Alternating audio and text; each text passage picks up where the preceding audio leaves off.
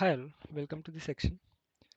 So previously what did we just do is we created a feature one branch and made the changes in the same branch.txt and we were automatically able to merge it into main branch. That was completed, and then we made the same changes in the same file again and we tried to merge the feature 2 branch to our main branch, which gave us a conflict. Now the pull request has already been raised. Now to resolve this conflict, it's up to the reviewer or the developer who will be resolving it.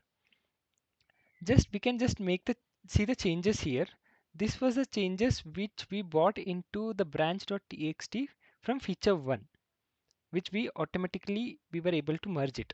And this is the changes in feature 2 branch which we again intentionally made to get this conflict. Now I just want to retain these changes from feature 2. Let's assume. Now this the main branch, the code inside main branch, I want to remove this. The made changes, this line I have to remove it.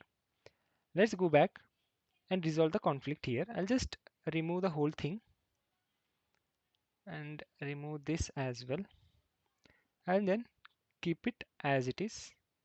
Now if you see it, I do currently have 0 conflicts.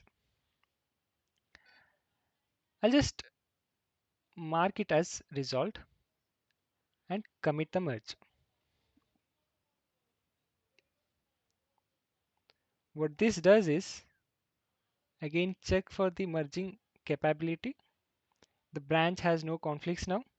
Then I'm able to add the comment. This is what I resolved it, whoever would be the approver, and then merge the pull request. Confirm merge. This is now done. If I go back to my code again,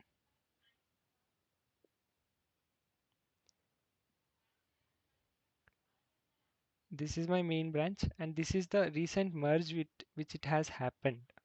Merge branch between. So this is a change which we retained it now. I'll go back.